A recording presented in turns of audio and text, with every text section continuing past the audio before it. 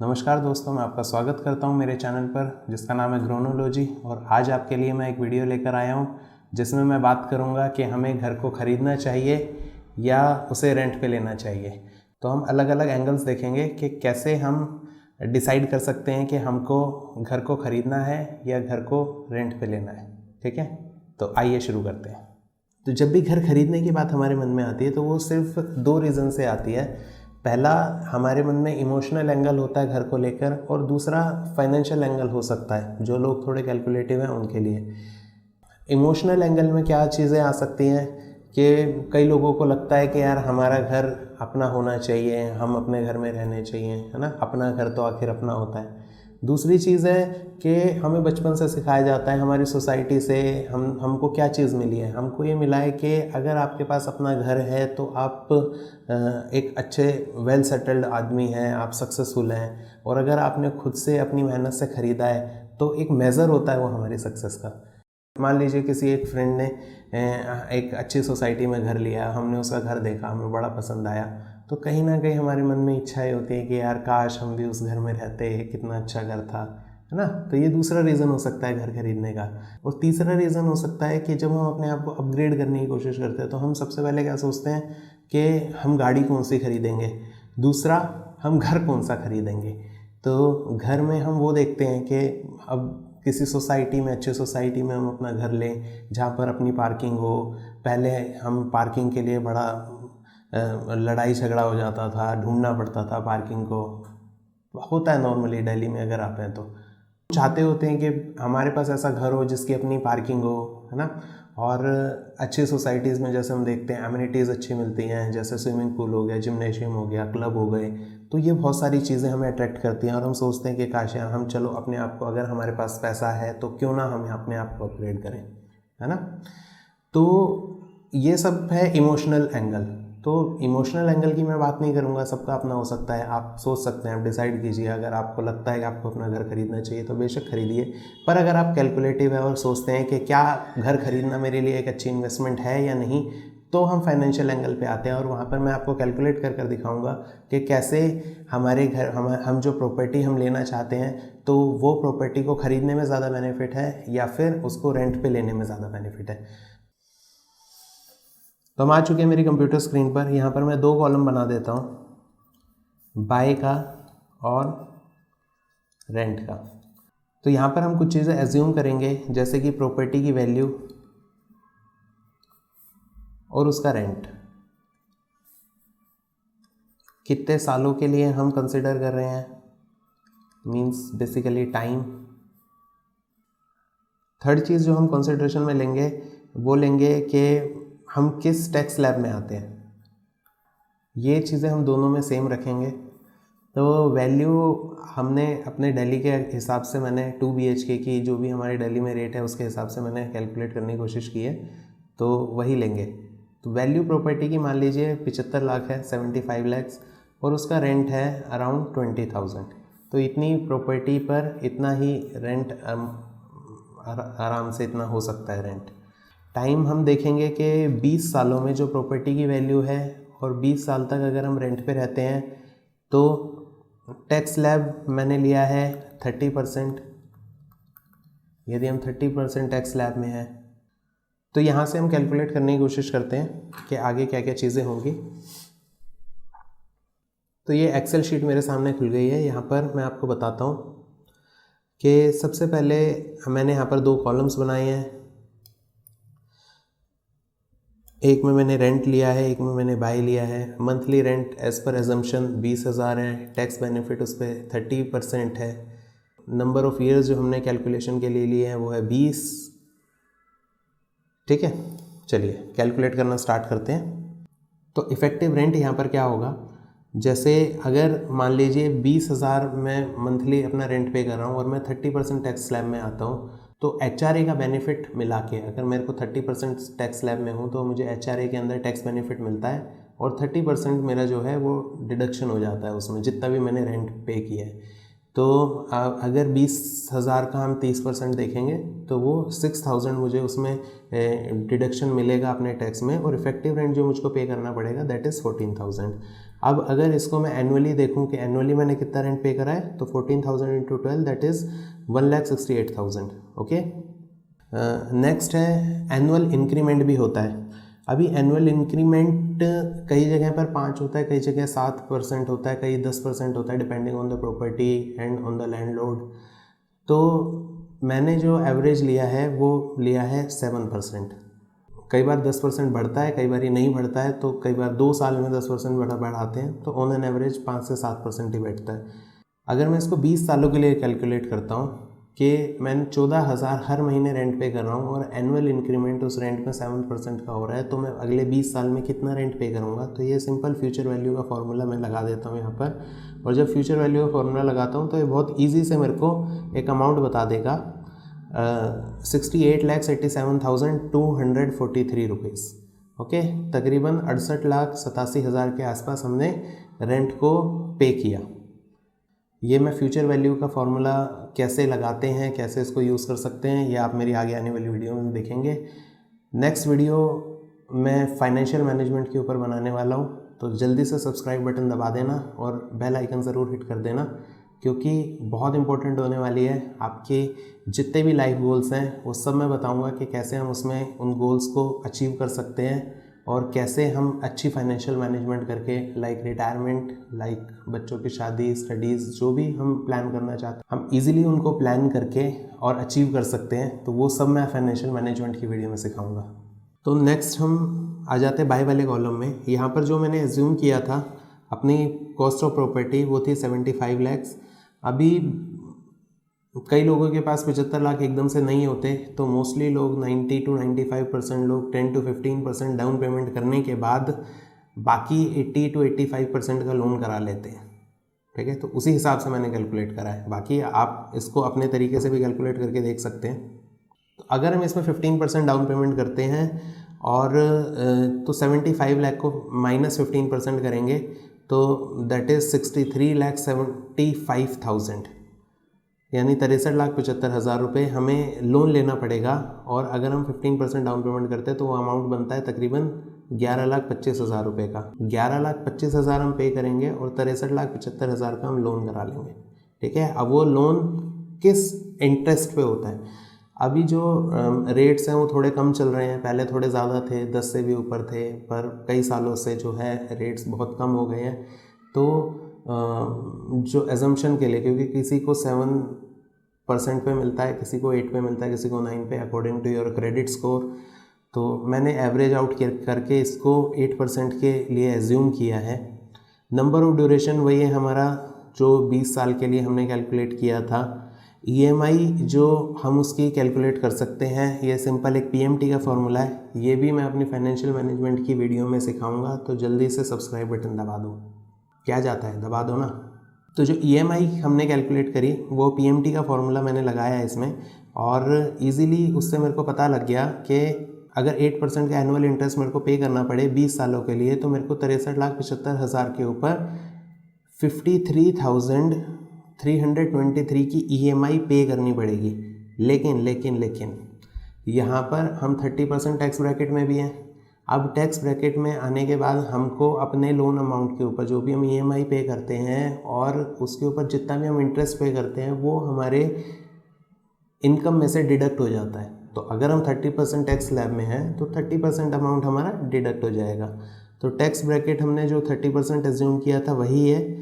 तो जो effective rate हमारा पड़ेगा वो 8% माइनस 30% दैट इज़ 5.6% का हमें इफ़ेक्टिव रेट पे करना पड़ेगा। तो जो इफ़ेक्टिव EMI आएगी वो हमारी आएगी 44,000 की, कुछ 44,000 रुपये की।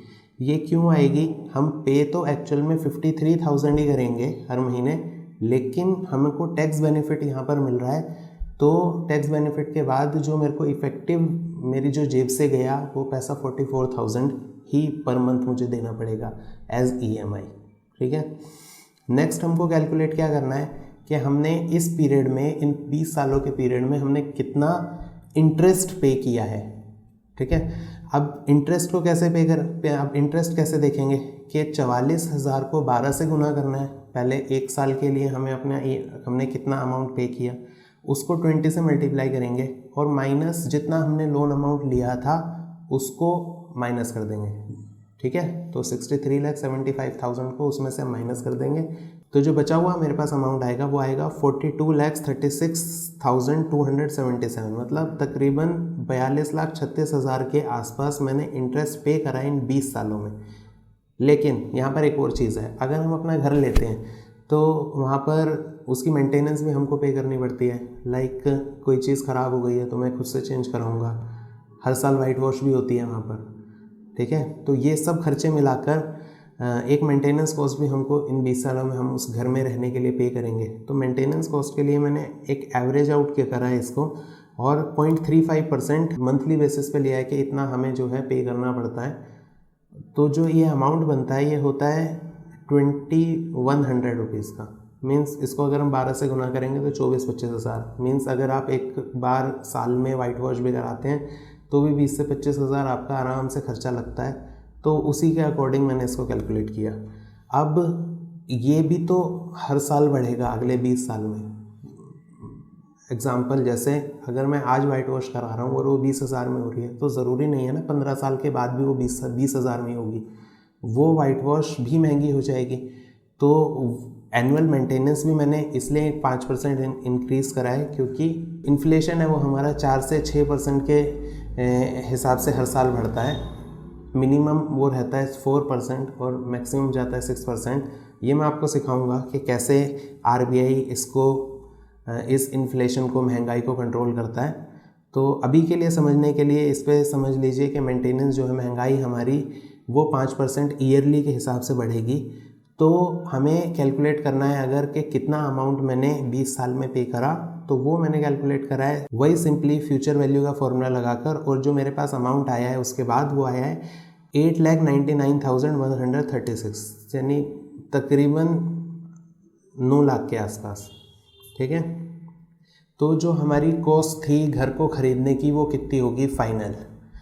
पहली चीज़ जो 75 लाख मैंने पे करे, सेकंड उसके ऊपर इंटरेस्ट जो पे करा, थर्ड उसके ऊपर जो मेंटेनेंस मैंने पे करी, तो इन सब को टोटल करके जो मेरे पास अमाउंट आया है वो आया है 1,26,35,413, ठीक है।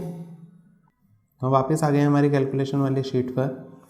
तो जो हमारे हाउस को बाय करने वाली जो सिचुएशन थी, वहाँ पर हमने नेट पे किया, कॉस्ट ऑफ बाइंग हमें कितनी हुई 1,26,00,000 की, ठीक है। और जो हमें कॉस्ट देनी पड़ी फॉर रेंटिंग अ हाउस वो हमें देनी पड़ी तकरीबन 68 लाख कह रहा हूँ। लेकिन अभी कैलकुलेशन पूरी नहीं हुई, क्योंकि इस केस में हमारे पास प्रॉपर्टी है, ठीक है, प्रॉपर्टी हम है यहाँ पर, और इस केस में हमारे पास कोई प्रॉपर्टी नहीं है। अब यहाँ पर अगर हमारे पास प्रॉपर्टी है तो प्रॉपर्टी की भी कुछ वैल्यू बड़ी होगी। तो प्रॉपर्टी की वैल्यू किस हिसाब से हम कैलकुलेट कर सकते हैं, वही इन्फ्लेशन के हिसाब से कि महंगाई कितनी बढ़ेगी उस हिसाब से हम प्रॉपर्टी भी देख सकते हैं। जैसे कि एनुअल एप्रिसिएशन मैंने लिया है, वो लिया है 6% का। अब 6% के हिसाब से 20 साल तक हमारी प्रॉपर्टी के प्राइस भी बढ़े हैं। लेकिन यहाँ पर क्या सिनेरियो था, यहाँ पर मैंने 44,000 के आसपास इफ़ेक्टिव EMI पे करी है, यहाँ पर मैंने 14,000 रेंट पे किया है। तो यहाँ पर मेरे पास 30,000 अमाउंट तो बचता है ना। और जो मेरा डाउन पेमेंट थी यानी 11,25,000 रुपये का, ठीक है, तो वो 11,25,000 रुपये मेरे पास बचे हैं। अब इसको मैंने इन्वेस्ट करा और इसकी मैंने मंथली SIP करा दी, क्योंकि मैं इस पैसे को वेस्ट नहीं करूँगा ना। मैं जब यहाँ पर पैसे की EMI भर रहा था, मैं यहाँ पर मैं अमाउंट को पे कर रहा था ना, तो वही अमाउंट मैं यहाँ पर निकाल सकता हूँ, क्योंकि मेरी कैपेबिलिटी है 44,000 निकालने की, तो मैं यहाँ पर उसको इन्वेस्ट कर सकता हूँ इजीली, ठीक है। जब मैं इसको यहाँ पर इन्वेस्ट करूँगा तो एक अमाउंट यहाँ पर जनरेट होगा और एक अमाउंट एनुअल एप्रिसिएशन के बाद 6% का एनुअल एप्रिसिएशन के बाद एक अमाउंट यहाँ पर जनरेट होगा। तो वो हम चेक करेंगे कि कौन सा ज़्यादा है और कौन सा कम है। अगर ये ज़्यादा हुआ तो हम देखेंगे कि घर को ख़रीदना ज़्यादा बेटर है, और अगर ये ज़्यादा हुआ तो हम देखेंगे कि घर को रेंट पे लेना ज़्यादा बेनिफिशियल है। समझ गए? करें कैलकुलेशन, आ जाइए। तो मैं फिर से आ गया हूँ अपनी एक्सेल शीट पे। यहाँ तक मैंने आपको बताया था कि कॉस्ट ऑफ बाइंग हाउस हमें कितनी पड़ी, 1,26,35,413। ठीक है, इस पे जब मैंने 6% का एनुअल इंक्रीमेंट दिया तो एक अमाउंट मेरे पास आया जो कि प्रॉपर्टी की वैल्यू आफ्टर 20 ईयर्स हो जाएगी। ठीक है, वही सेम फ्यूचर वैल्यू का फॉर्मूला लगाया है यहाँ पर भी। और जो अमाउंट मेरे पास आया वो थी 2,40,53,516, 2,40,53,516। ओके, यानी कि 75 लैक्स की प्रॉपर्टी अगर 6% एनुअल इंक्रीमेंट उसमें हो रहा है प्राइस में, तो वो प्रॉपर्टी हमारे पास 20 साल के बाद 2,40,00,000 रुपए की हो जाएगी। ठीक है, लेकिन हमने इस प्रॉपर्टी को खरीदने के लिए जो अमाउंट पे किया है वो किया है 1,26,00,000। ठीक है, तो मेरे पास जो नेट बेनिफिट हुआ वो क्या हुआ कि मैं 2,40,00,000 में से 1,26,00,000 माइनस कर दूं, तो जो नेट अमाउंट बचेगा that is my benefit. Correct? तो जो मेरे पास जो बेनिफिट हुआ फॉर बाइंग अ हाउस वो पड़ा 1,14,18,103 रुपीज़। ओके, तकरीबन 1,14,00,000। ओके, अब आ जाते हैं जो मेरे पास रेंट वाला ऑप्शन था। तो यहाँ पर मैंने 68,87,000 के आसपास रेंट पे करा, cost of renting a house. Okay, लेकिन मेरे पास 11,25,000 की मेरे पास डाउन पेमेंट बची थी ना, क्योंकि वो घर खरीदने के लिए मैंने दिया था तो पैसा तो मेरा ही था, वो उसको मैंने वन टाइम इन्वेस्ट करा। ठीक है, और जो मैं 44,000 EMI में पे कर रहा था घर को खरीदने के बाद, वो अब मैं 14,000 रेंट पे कर रहा हूँ, तो 30,000 के आसपास मेरा बचेगा, तकरीबन 30,214, जिसको मैं मंथली SIP के थ्रू इन्वेस्ट कर सकता हूँ। अभी अगर हम इन्वेस्ट करते हैं तो रेट ऑफ रिटर्न जो मैंने एज्यूम करा है वो बहुत ही कम है फ़िलहाल मेरे हिसाब से, 12%। आपको हो सकता है ज़्यादा लग रहा हो ये, लेकिन ये बहुत कम है। सब्सक्राइब कर दो वीडियो को, आगे आने वाली वीडियोस में ज़रूर देखेंगे। 12% लेना कोई मुश्किल बात नहीं है, बताऊंगा सब कुछ। तो 12% के बाद अगर मेरे को एनुअल, अगर मींस मैंने 11,25,000 इन्वेस्ट करे वन टाइम और 30,000 की SIP कर रहा हूँ। ठीक है, तो जो 11,25,000 है वो 20 साल के बाद कितना अमाउंट हो जाएगा after 12% of annual return. Okay, वो अमाउंट हो जाएगा तकरीबन 1,08,52,080 रुपये। ओके, 1,08,52,000। और जो मैं मंथली EMI दे रहा हूँ तो 20 साल के बाद मेरे पास एक कॉर्पस इकट्ठा हो जाएगा, जो कि वही फ्यूचर वैल्यू के हिसाब से जो हमने इसका सिंपल एक्सेल में फ्यूचर वैल्यू का फॉर्मूला होता है उसके हिसाब से मैंने इसको कैलकुलेट किया, तो ये 2,98,89,000 तकरीबन 3 करोड़ के आसपास। ठीक है, तो जो टोटल मेरे को बेनिफिट हुआ वो क्या हुआ कि 1,08,00,000 प्लस 2,98,00,000 ये तो अमाउंट था, लेकिन मैंने इसमें 68 लाख माइनस भी करने पड़ेंगे क्योंकि वो मैंने रेंट के लिए पे भी तो किया है।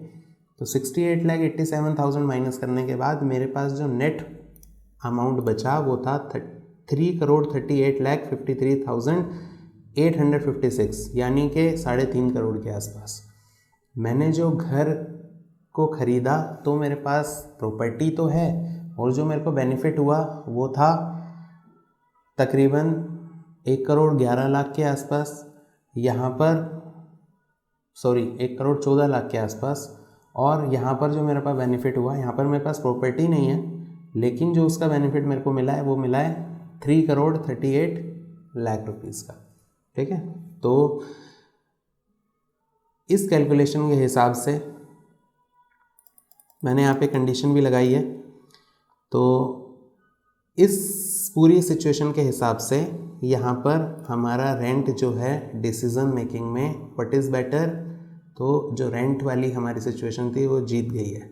अभी कई सारी सिचुएशंस डिफरेंट हो सकती है। फॉर एग्ज़ाम्पल कि अगर मेरा एवरेज रेंटल है वो 10% के हिसाब से बढ़े और मेरे को रिटर्न जो है 12 ना मिल के 10% मिलता है, और मेरा प्रॉपर्टी का एप्रिसिएशन बहुत अच्छा हुआ, जैसा पिछले 10 साल में हुआ वैसा नहीं, पर उससे पहले जो कांग्रेस के टाइम में जो प्रॉपर्टी में एप्रिसिएशन हुआ था, अगर वैसा एप्रिसिएशन मिल जाए तो मज़ा आ जाए, है ना।